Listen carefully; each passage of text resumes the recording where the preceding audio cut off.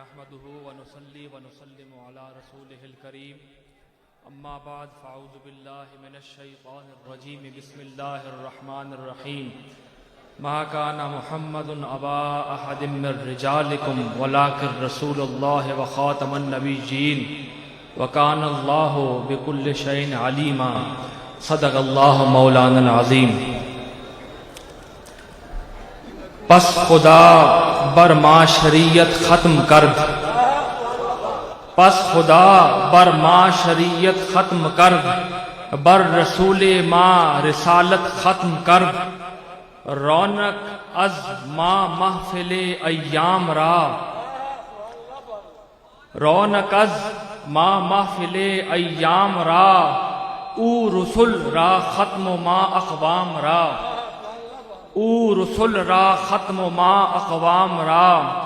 لا نبی بعدی ز احسان خدا، لا نبی بعدی ز احسان خدا، پردہ ناموس دین مصطفیٰ. نہایت ہی واجب الاحترام علماء کرام، مشائخ عظام، اہل نسبت و اہل مودت و محبت، انجمن مہریہ نصیریہ کے جملہ رفقائے با اخلاص، اہلاً و سہلاً مرحبا، خوش آمدید.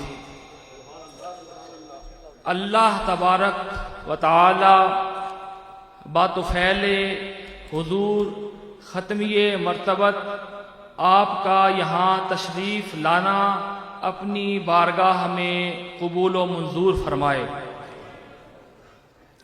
اس بین الاقوامی ختم نبوت کانفرنس کی میزبانی کا صحرا انجمن مہریہ نصیریہ کے سر ہے، جن کی انتھک محنتوں اور کاوشوں کا نتیجہ ہے کہ ملک کے طول و عرض سے علماء و مشائخ کا جمع غفیر یہاں تشریف فرما ہے.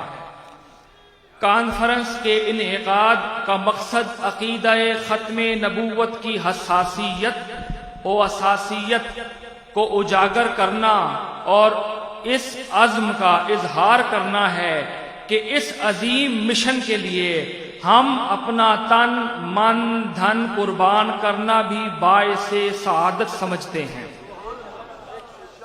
بقول والد گرامی علیہ رحمہ کے، عزت سے نہ مر جائیں کیوں نام محمد پر، عزت سے نہ مر جائیں کیوں نام محمد پر، ہم نے کسی دن یوں بھی دنیا سے تو جانا ہے، ہم نے کسی دن یوں بھی دنیا سے تو جانا ہے.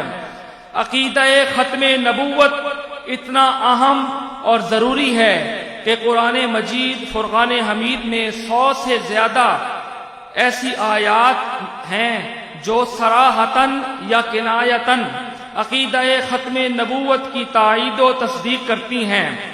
خود نبی کریم نے اپنی متعدد احادیث مشہورہ میں خاتم النبیین کا معنی آخری نبی ہی متعین فرمایا ہے. لہذا اب قیامت تک کسی قوم یا ملک یا زمانے کے لیے آپ کے بعد کسی نبی یا رسول کی ضرورت باقی نہیں، اور مشیت الہی نے نبوت کا دروازہ ہمیشہ کے لیے بند کر دیا ہے. حضرت انس بن مالک رضی اللہ تعالی عنہ سے مرفوعاً روایت ہے کہ آپ نے ارشاد فرمایا، اب نبوت اور رسالت کا انقطاع عمل میں آ چکا ہے، لہذا میرے بعد نہ کوئی رسول آئے گا اور نہ کوئی نبی. اس حدیث سے پاک سے ثابت ہوا کہ آپ کے بعد نہ کوئی رسول آئے گا اور نہ ہی نبی، لہذا جو بھی نبوت کا دعویٰ کرے گا وہ جھوٹا، ملعون اور دجال ہوگا. سرکار دو جہاں نے نہ صرف نبوت کے جھوٹے دعوے داروں کی نشاندہی فرمائی بلکہ ان کی تعداد بھی بیان فرما دی.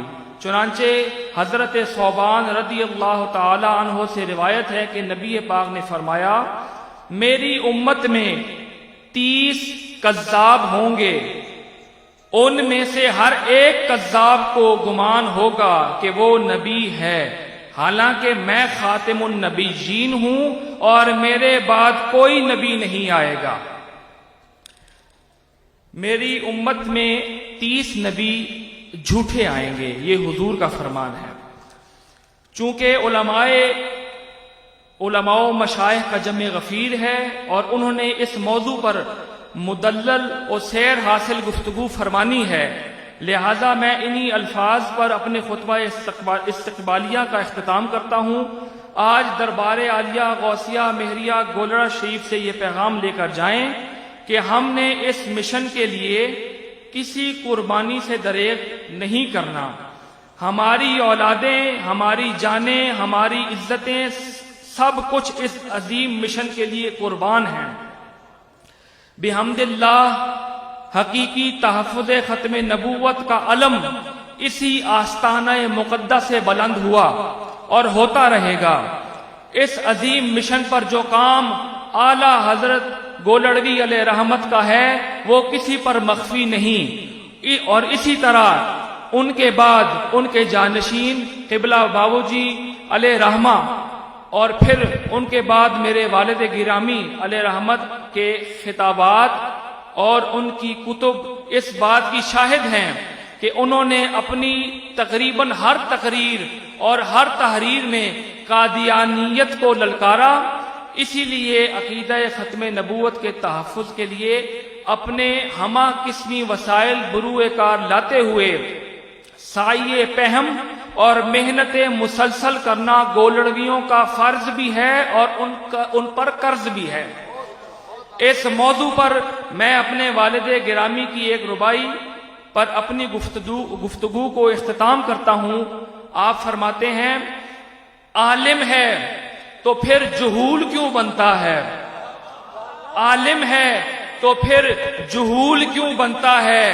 فاضل ہے تو پھر فضول کیوں بنتا ہے؟ اپنے پہ کوئی تازہ شریعت نہ اتار، اپنے پہ کوئی تازہ شریعت نہ اتار، امت ہے تو پھر رسول کیوں بنتا ہے؟ امت ہے تو پھر رسول کیوں بنتا ہے؟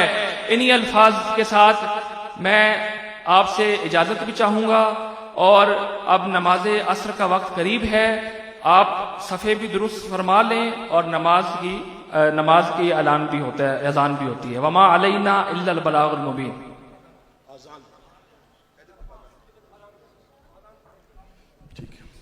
دوست جہاں بیٹھے ہیں وہاں سے قبلہ رخ ہو جائیں، سب جہاں بیٹھے ہیں وہیں سے قبلہ رخ ہو